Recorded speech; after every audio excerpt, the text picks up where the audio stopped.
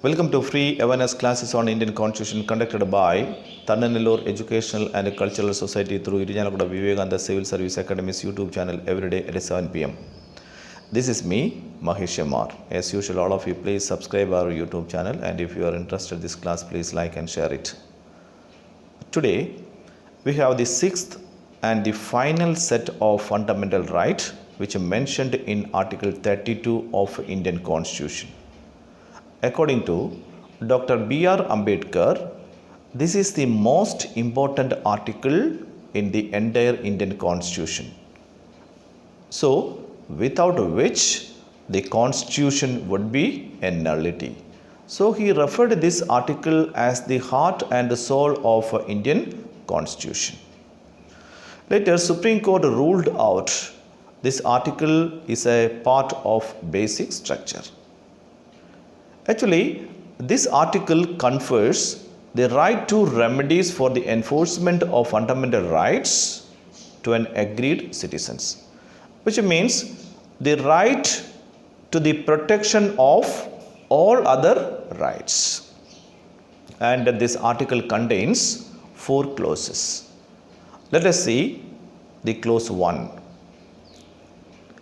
If a person denied any one of his fundamental right, that a person can approach directly to Supreme Court, because here Supreme Court is the defender and guarantor of fundamental right.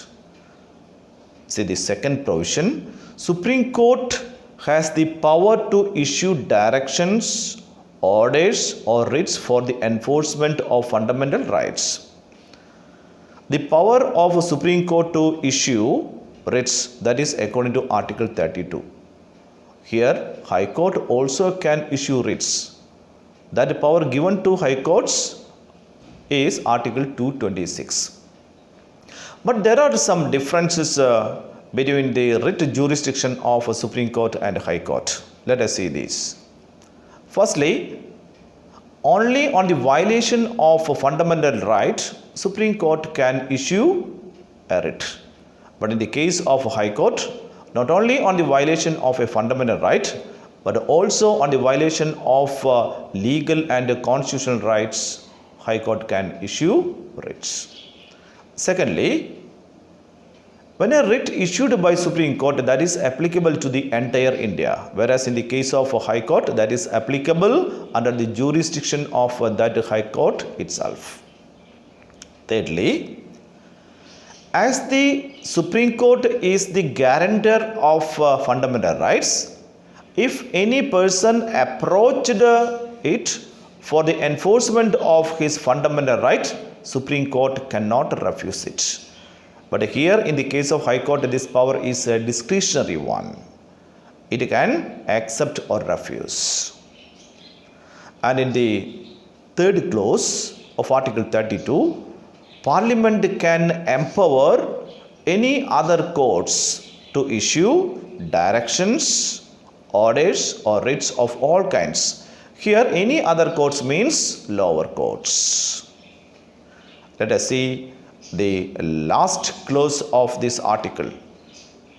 Nobody can prevent Article 32 except the constitutional provisions. See, during the time of a national emergency, President will suspend fundamental rights. This power given to the President according to Article 359. Here, the suspension of fundamental rights means except Articles 20 and 21. Even during the time of national emergency, citizens will get Article 20 and 21. Here, what is Article 20? 20 means the protection with respect to conviction for offences. Whereas Article 22, the protection of life and personal liberties. That's a very important point. Let us see the 5 categories of writs issued by Supreme Court and High Court. First one, habeas corpus. This is an order issued by the court to a person who illegally detained another and asking him to produce before court.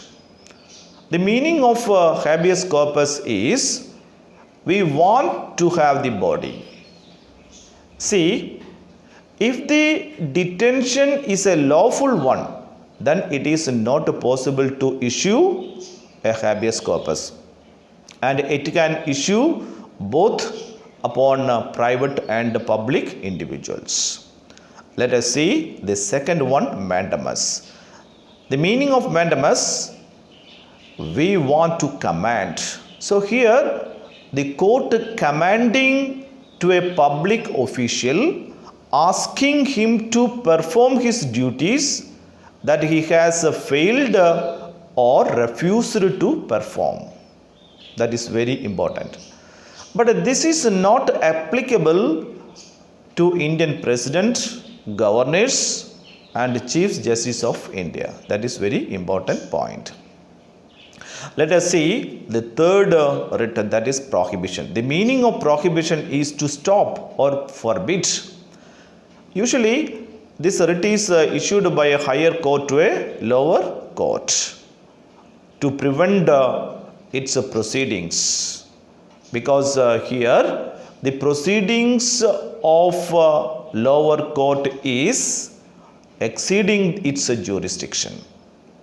Here actually the proceedings started but not given any verdict. Let us see the fourth set of writs, that is certiorari. The meaning of certiorari means to be certified or to be informed.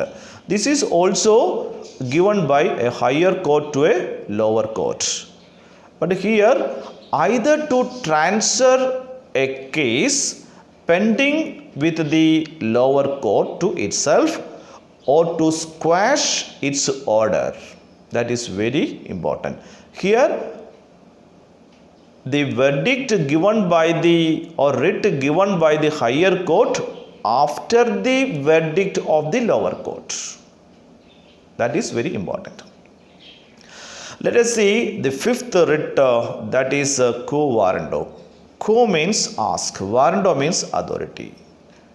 Here you see, if there is any doubt on the eligibility or qualifications or power of a person in his office, here Supreme Court or High Court will inquire about that person's legal claim by sitting in that office, which means on what authority you are sitting in that post. That is the meaning. And here, unlike other four writs, this can be demanded by not only the affected person but anybody. Anybody can ask to issue this writ. That is very important point. And now I think you could understand Article 32 of Indian Constitution. Let us sum up this. So, 4 clauses and 5 writs, 5 categories of writs. The first one, habeas corpus, which means we want the body. We want to have the body. And mainly issued against public as well as private individuals. Second one, mandamus. We want to command, issued against public officials, which means against executives. Third one, prohibition, to stop or to forbid, a higher court against a lower court. Fourth one, certiorari, here meaning to certify, a higher court to a lower court after the proceedings. And fifth one, quo warranto, on what authority, mainly against executives. I am concluding this session, so thank you very much.